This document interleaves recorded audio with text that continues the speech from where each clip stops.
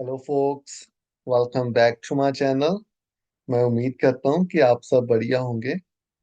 Actually, in the last few days, I'm getting so many queries about disputes, litigations, enemies.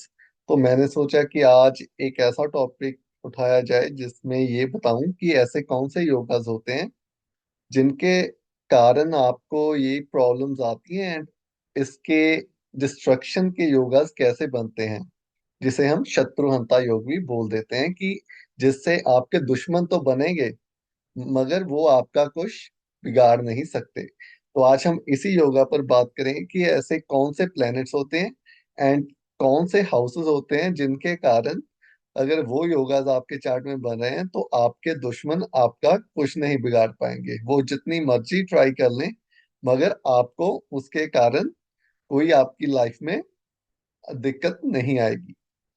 तो सबसे पहले तो हम स्टार्ट कर लेते हैं कि कौन से इसमें हाउसेस कौन से इंपॉर्टेंट हो जाते हैं। सबसे पहले तो इसमें आ जाता है सिक्स्थ हाउस, जो कि मेन हाउस माना जाता है एनिमीज का। और इस सिक्स हाउस से हम क्या देखते हैं, जो जो भी हार्डशिप्स हमें अपनी लाइफ में देखनी पड़ती हैं वो भी सिक्स हाउस से ही देखी जाती हैं। डिजीजेस जितनी भी आती हैं, डेट्स, लोन्स, कोर्ट केसेस जो भी चलते हैं हमारी लाइफ में वो भी सिक्स हाउस के कारण ही चलते हैं, या फिर सिक्स हाउस में अगर कोई प्लेनेट पड़ा हो उसकी दशा या अंतर्दशा में ये सब हमें देखने को मिलता है। या फिर कोई भी फाइट्स होती हैं हमारी लाइफ में, लिटिगेशन, डिस्प्यूट्स जितने भी होते हैं, ये सभी हम सिक्स हाउस से ही देखते हैं। तो इसमें सबसे इंपॉर्टेंट हाउस हमारे पास सिक्स हाउस आ गया। तो और इसमें कौन सा हाउस आ जाता है, जब भी मतलब के सिक्स हाउस का जब भी संबंध एट्थ हाउस से एंड ट्वेल्थ हाउस से, मेनली जब भी सिक्स हाउस का लॉर्ड इन दोनों हाउसेस में जाएगा तो ये दर्शाता है कि आपके जो दुश्मन होंगे उनका परमानेंटली नाश होगा ही होगा। वो आपका कुछ नहीं बिगाड़ पाए, मतलब आपको विक्ट्री ओवर एनिमीज अवश्य मिलेगी। तो ये तो पहला हम हाउसेस के कारण देख सकते हैं कि जब भी सिक्स हाउस का मालिक इन दोनों हाउसेस से संबंध बनाएगा किसी भी हाउस में, अगर जैसे हम इस काल पुरुष की कुंडली की बात कर लेते हैं, तो जब भी मरकरी का संबंध एट्थ हाउस में एंड या फिर ट्वेल्थ हाउस में बनेगा तो ये दर्शाता है कि आपके दुश्मन, ऐसा नहीं होता कि आपके दुश्मन नहीं बनेंगे या आप पर कोई लिटिगेशन डिस्प्यूट्स आपके नहीं होंगे, कोर्ट केस नहीं चलेंगे, नहीं ऐसा कुछ नहीं होता। मगर जब भी इसकी दशा अंतदशा आएगी ये सब आपको अवश्य देखने को मिलेगा, मगर आपकी जीत पक्की है अपने दुश्मन के ऊपर। ये योग ये दर्शाता है कि आपका जो एनिमी है वो आपसे जीत नहीं पाएगा, वो जितनी मर्जी ट्राई कर ले मगर वो आपसे जीत कभी नहीं पाएगा। तो इससे आगे हम बात कर लेते हैं कि कौन से प्लैनेट्स आ जाते हैं इसमें।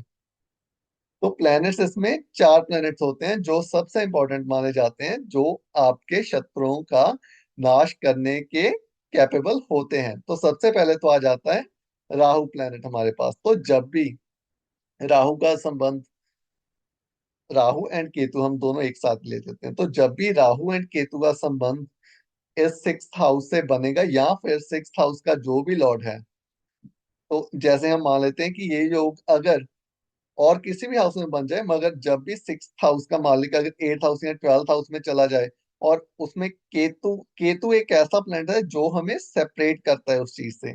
तो जब भी केतु मतलब किसी भी हाउस में, सिक्स हाउस का मालिक किसी भी हाउस में चला जाए तो उसका संबंध अगर केतु से बन जाए, मतलब केतु भी उसके साथ हो, तो वो तो 101% ये दर्शाता है कि आपके दुश्मन को वो पूरी तरह से खत्म कर कर ही मानेगा। इसका मतलब ये है कि आपका दुश्मन आपसे इतना डरने लग जाएगा एक टाइम पर जाकर कि वो आपसे compete करने के बारे में हम्म, सोचेगा भी नहीं कभी बाद में। मतलब केतु में इतनी कैपेबिलिटी होती है कि अगर वो सिक्स हाउस के साथ, मतलब सिक्स हाउस में पड़ा हो केतु, या फिर केतु का संबंध सिक्स हाउस के लॉर्ड के साथ बन जाए, तो ये तो परमानेंटली नाश दर्शाता है आपके दुश्मन का आपके द्वारा। तो इसके अलावा हम मान लेते हैं कि जब भी राहु एंड केतु की दृष्टि भी इस सिक्स हाउस पर या फिर सिक्स हाउस के लॉर्ड पर पड़ेगी, मतलब केतु एंड राहु की दृष्टियां तीन होती हैं जो कि पांच फिफ्थ दृष्टि होती है, सेवंथ एंड नाइन्थ, ये तीन दृष्टियां होती हैं जो राहु एंड केतु के पास होती हैं। तो जब भी राहु को भी शत्रुहंता माना जाता है, तो इसलिए राहु एंड केतु का जब भी दृष्टि भी सिक्स हाउस या फिर सिक्स हाउस के लॉर्ड के ऊपर पड़ेगी, तो ये भी आपके शत्रुओं का परमानेंटली नाश दर्शाता है। इसके बाद आ जाते हैं सैटर्न एंड मार्स पर। तो सैटर्न की का संबंध, हमने इसमें ये देखना है कि सिक्स हाउस जो है ये वीक होना चाहिए। जितना भी ये सिक्स हाउस वीक होगा, क्योंकि सिक्स हाउस से ज्यादा हम बुरी चीजें ही देखते हैं। मैं मानता हूँ कि सिक्स हाउस से जॉब भी देखी जाती है, सर्विस का हाउस भी यही होता है, मगर जो चीजें मैंने आपको बताई हैं इन चीजों को भी हम निग्लेक्ट नहीं कर सकते, क्योंकि ये दुष्टाना भाव होते हैं। तो इन इनसे हम बुरी चीजें ज्यादा देखी जाती हैं, irrespective to the good things.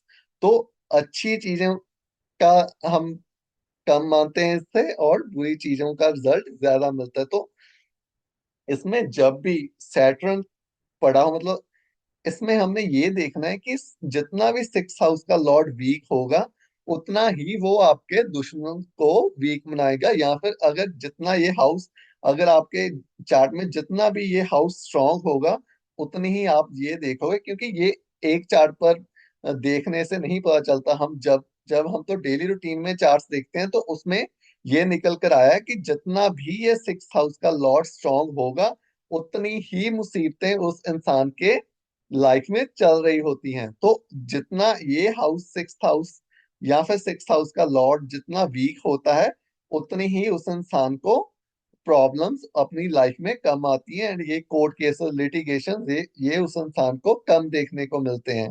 क्योंकि अगर ये सिक्स हाउस का लॉर्ड नीच का हो जाए, या सिक्स हाउस से इन प्लैनेट्स का कोई भी संबंध बन जाए, तो ये आपके लाइफ में इन चीजों को कम कर देता है।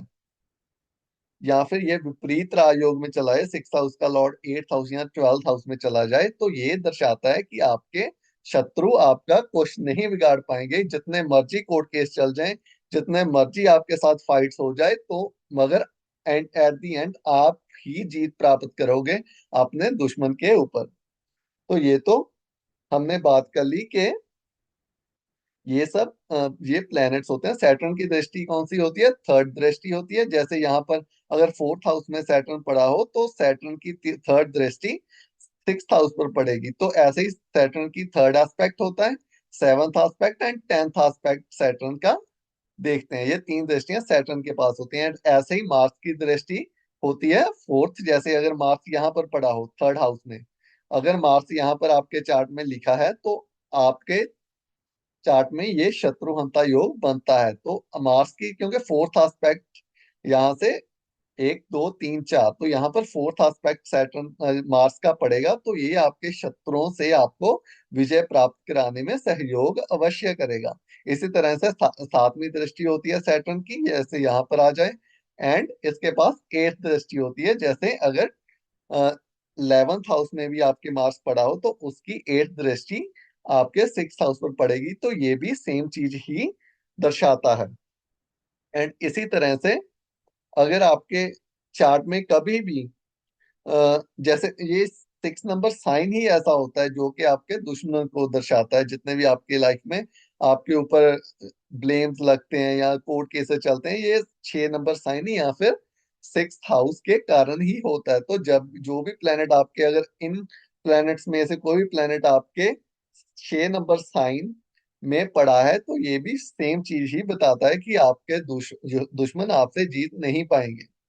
एंड इसी तरह से हम आगे बात कर लेते हैं कि ये सब चीजें बढ़ती कब हैं। जब भी, जैसे आपके ऊपर जब भी सिक्स हाउस के, जैसे सिक्स हाउस का लॉर्ड जो भी बन रहा है, उसकी, उस प्लेनेट की दशा या अंतर्दशा जब भी चलती है, तो ये चीजें आपको ज्यादा देखने को मिलती हैं कि आप मतलब कोर्ट केसेस में, फाइट्स में उलझने लग जाते हो। तो ये सिक्स हाउस में पड़े प्लेनेट या फिर सिक्स हाउस के लॉर्ड की अंतर्दशा या महादशा में ये सब चीजें आपको देखने को मिलती हैं। मगर अगर ये जो भी योग मैंने आपको बताए ये आपके चार्ट में बन रहे हैं, तो आपका दुश्मन आपका कुछ नहीं बिगाड़ पाएंगे। मगर अगर ये योगाज आपके चार्ट में नहीं है, तो आपको हार्डशिप्स अवश्य आएंगी अपने दुश्मन के साथ मुकाबला करने में। एंड इसी तरह से अगर सिक्स हाउस का जो भी लॉर्ड आपके चार्ट में बन रहा है, उसके उस प्लेनेट के मतलब के नक्षत्रा में आपका महादशा या अंतर्दशा लॉर्ड पड़ा हो, जो भी आपके हाउस में सिक्स हाउस का, जैसे यहाँ पर मरकरी के जो भी तीन नक्षत्र हमने पढ़े हैं, अगर उनमें आपके महादशा लॉर्ड उस नक्षत्र में पड़ा हो, उन तीन नक्षत्र में से किसी भी नक्षत्र में आपका महादशा या अंतर्दशा लॉर्ड पड़ा हो, तो भी आपको ये चीजें देखने को अवश्य मिलेंगी। मगर आपकी जीत होगी या हार होगी तो वो इन योगों से डिपेंड, देखकर हम ये बता सकते हैं, इन योगों पर वो चीज डिपेंड करती है। तो इसी तरह से अगर आप ये देख लो कि और कब ये योगास बनते हैं, तो जब भी आपका जो भी महादशा या अंतर्दशा लौट चल रहा है आपके लाइफ में, तो जब भी उस प्लेनेट की का गोचर, जो जिसे हम ट्रांजिट बोलते हैं, लगन से देखना है आपने वो।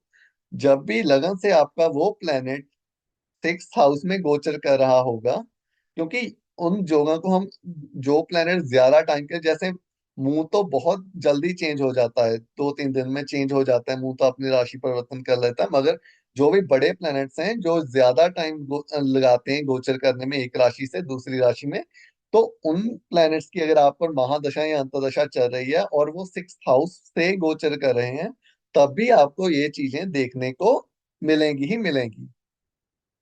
तो ये तो आज हमने बात कर ली कि कैसे हमारे चार्ट में ये योगास बनते हैं, जिनसे हमें ये चीजें देखने को मिलती हैं कि हमारी लाइफ में बहुत चेंजेस आने लग जाती हैं, डिस्प्यूट्स बढ़ने स्टार्ट हो जाते हैं। मगर अगर ये योगास बन रहे हैं तो एट द एंड जीत आपकी ही होगी।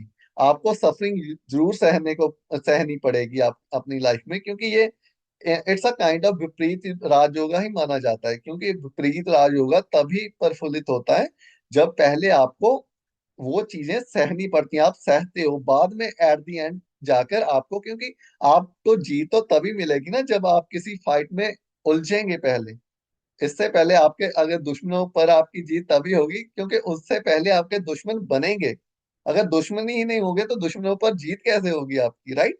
तो इससे ये पता चलता है कि पहले आपको उन बुरी परिस्थितियों में ये योगाज आपको डालेंगे ही।